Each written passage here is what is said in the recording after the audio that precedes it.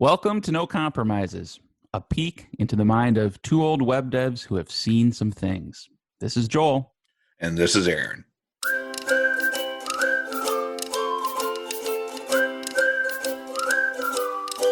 One of the joys of joining a new project is, in addition to figuring out how everything works and what the code does and things like that, you have to get the code running on your machine if you're going to contribute in any meaningful way. And I've joined projects where that was a breeze, and I've joined projects where it was a nightmare.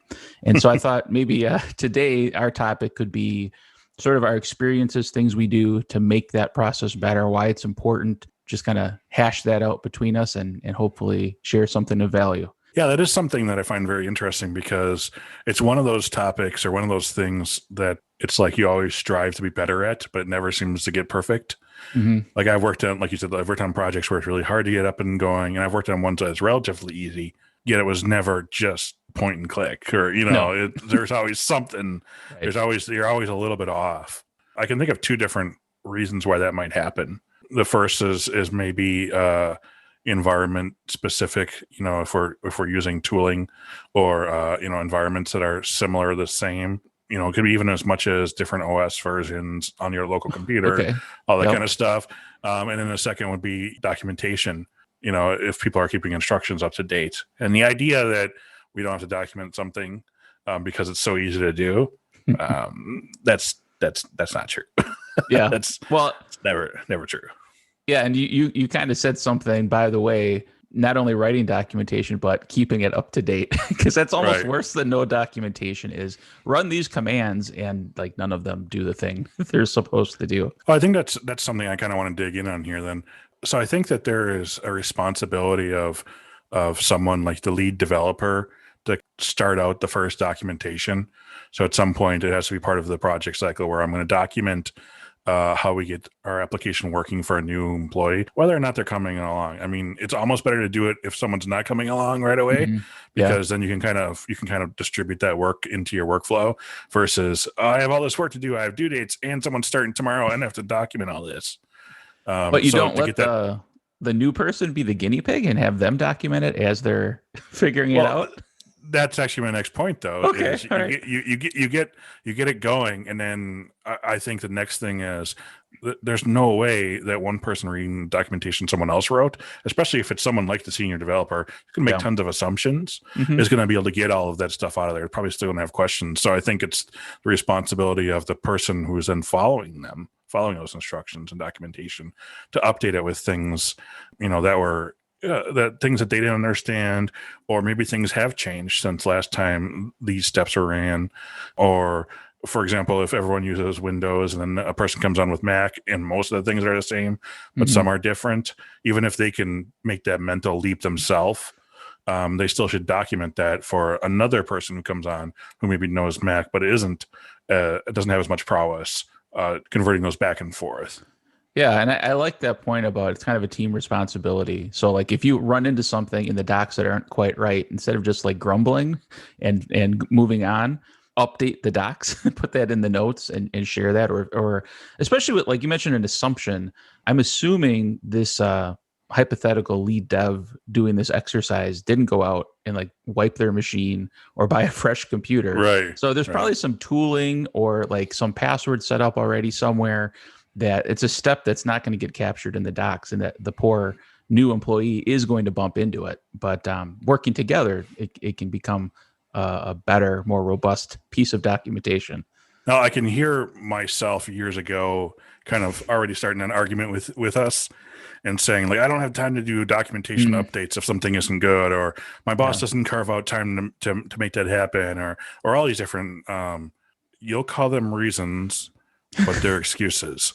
And so I'm going to label them as excuses, but I'm going to give you a tip. This is a tip that I've used many times and kind of helps out when you're in these situations. It's do it anyway, and then share the updates that you did it on some sort of team meeting. And so it's really difficult. I mean, it's maybe this is some sort of evil mind trickery, but it's really difficult for the boss to chastise you in front of the team for doing documentation. And True. so if it has to be done, then you share it in front of the team that it was done. Yeah. It was done, and now the team can possibly open up a conversation and say, "Oh yeah, we should do more of that." Yeah. So I'm not saying that there's evil bosses out there, but sometimes they lose track of what's most important, and this Yeah. is one way I've seen as ways to, get the documentation done when it needs to be done. And realistically speaking, updating the docs isn't the thing that's taking the time. It's like figuring out what was missing in the docs and kind of coming to that conclusion. So you could even argue, if you don't write it down, you're wasting more time for the team overall, for the next person that has to go. Maybe it took an hour to figure it out and 10 minutes to update the docs. Now that hour is going to get repeated next time. Right. But I like your strategy. I might have to use that on you sometime, Aaron, if we're in a team setting where I'm trying to do something I know you don't like. I'll pull that one out. Now, we talked a little bit about kind of documentation, but it might be worth talking a little bit about the tools or the ways to actually go about making this environment easy to set up or reproducible. What are your thoughts on that? Kind of every situation will be a little different, but like some general go-to tools that you like to use. I think my opinions of this kind of changed as I became a contractor or had more experience jumping from job to job. Yeah. Because when you think about maybe you get a computer and maybe you work at a company for 5-7 years, and that's what you use that computer for, it might be easier just to standardize on that computer. But if you're a contractor and this on day one, I had to spin up this one client stuff, and this one's on PHP 7.4 and this one's on 5.3 for some reason, and you're trying to like juggle this stuff back and forth. It becomes a little bit more important to kind of containerize or encapsulize those things separately. Yeah. So I don't want that to be confusing, thinking that if you only work for one company, that you should just use your local computer either, because operating system updates, you might install something differently. Just even as much as if someone doesn't do an update and now that package is no longer available and there's only updated because it's patched and etc. Yeah. I mean, we've all ran into that. Sure. Every once in a while you run into that, something like Composer, and you're like, this package isn't available anymore. Well, imagine that with the base, PHP and Nginx and all those things on your computer. So I think I'm more in favor of, even if it's this computer's sole job to do this one thing, that you still figure out a way to encapsulate all of that environment into something that is the same for every single developer. Yeah. I mean, for me, kind of the classic thing before I went down this path was, like you mentioned, the operating system upgrade. Sometimes it was, I'm on a Mac, so sometimes it would be like Xcode developer tools or something would change version, and then all of a sudden, like Node doesn't compile the SAS library properly, and it spits out some really obtuse message, and you burn half an hour to an hour getting that back on track. So encapsulating that sort of thing too, those pain points go away. You're inheriting maybe a different set of pain points, but I still think it's a valid trade-off for sure. When we talk about encapsulation, what are some of the tools that you might use to do that? Well, my current go-to tool is Docker. I've found it useful. There was a learning curve, so I kind of started down this path by trying to use a pre-generated Docker environment that was for Laravel, and that was all right. Then I think I adopted a Laravel Docker template you put together and kind of just inherited it, and then would ask you if I got stuck. And then only recently I started to dig in a little bit more and like kind of really understand what was happening. So when I needed to change things, it wasn't a total black box to me. So I'm still on that path of, I certainly don't think I've mastered Docker, but I've gotten proficient enough in it that it's my go-to tool. And when I move between machines, or like recently I updated my OS, I wasn't as afraid as I was in the past because I knew these things would continue to work. But that's currently my tool of choice. I agree. I use Docker most of the time, but I would kind of caution that it's not the overall solution for everything too, because one of the things that we preach is try to work with versions and configurations that are as close to production as possible. Yeah. And when you're working in a set of containers with, certain versions of things, that's close, but that may not be the exact same situation that you have on your server. So I'm thinking about situations where maybe you deploy something, to DigitalOcean, using any of the tools in the ecosystem, like Forge or something like that. And so in those cases, I will also consider, am I deploying this to something that can understand containerization, or is it better to use a configuration of like Vagrant and Ansible? Hmm. Kind of like how Laravel did Homestead for a long time too.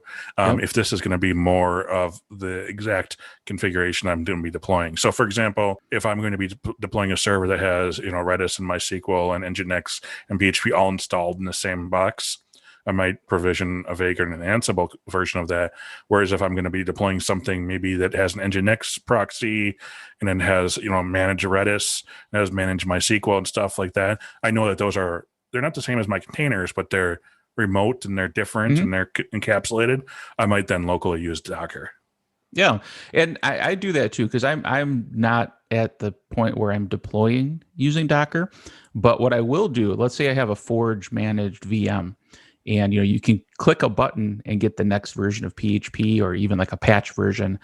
Before I do that, I will update my Docker instance to that exact version I'm going to go to. So it's a new patch version of 7.4. Mm-hmm.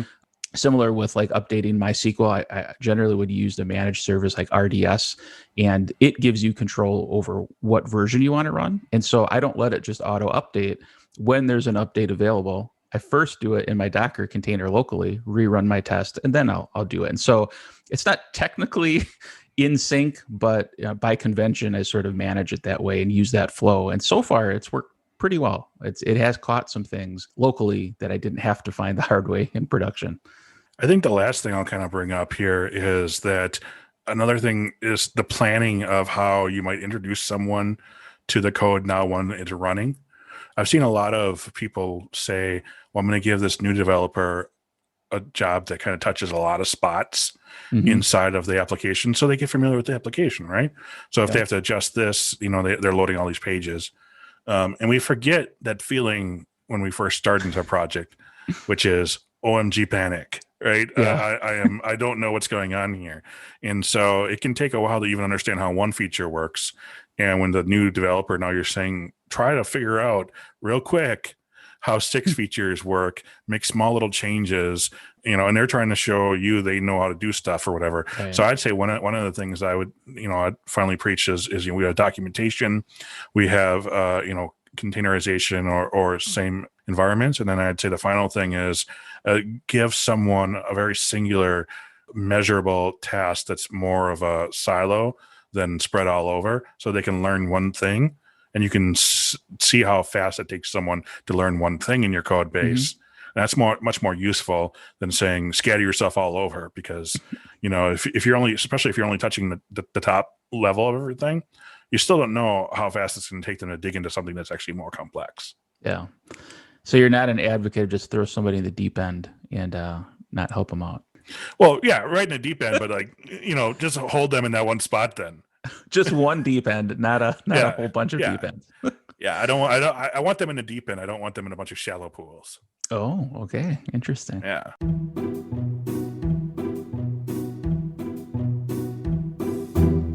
Aaron, you and I spend quite a lot of time in meetings, and generally we like to have our meetings over video conferencing. Mm-hmm. In other areas of my life, I've spent a fair amount of time on video conferencing lately as well. And there's this thing I've noticed that can be a little awkward, and I'd like your advice on it. When you're ready to hang up the call, there's always this like weird, panicked, dead stare when you're searching for that button. So lately, I've taken it upon myself to figure out the keyboard shortcut to exit. Mm-hmm. Because that way I'm first one out, and I'm not that guy like stabbing at his iPad or looking for where Zoom moved the button this week. What's your strategy, or do you have any observations along those lines? Yeah, I don't know if it's the stare. It's more of the down look. Okay. So yeah. it's it's like you're making eye contact, and then everyone says bye, and everyone looks down to the right hand corner. Yep. I should take like a Brady Bunch screenshot of this at some point. Actually, I think what we should do is kind of like the equivalent of no, you hang up, which is when you say bye, just keep staring forward. At some point, you're going to be the last one on the call, and then you can look all over as you try to close out the window. So we've turned an awkward situation into like a confrontational feat of strength to see who will buckle first. This was really my middle name. I like that. That looks uncomfortable. Let me make it into a fight. All right, well, I'll talk to you later. And then you just sit back and you just look at him. No movement toward the mouse or anything at all. Oh, if you could flare your nostrils, that's even better. No, seriously, I ended up, I saw that too. And I ended up making like an Alfred script with that interacts with Apple script to like click these buttons. It turns out there's a shortcut key, but I didn't realize that. So I have this like super complex thing that I can like just make it look like I'm just typing something and closes. But I will tell you, there was one or two times where I knew I was having that problem. So I would go and I like move my mouse and hover over the leave button and get it ready to go. Primed and ready. And that worked 9 out of 10 times. The 10th time being when I accidentally just clicked for no good reason when I moved my mouse there and left the call early. But I mean, yeah, it's a problem. And I think we've given everyone some solutions to that. Well, and in worst case, if you're panicking, just rip the power cord out of the wall and you're done. In this episode, we talked a little bit more about the theory of things, but if you're looking for a little bit more hands-on code-related tips, we can help. Check out our weekly newsletter at nocompromises.io/tips.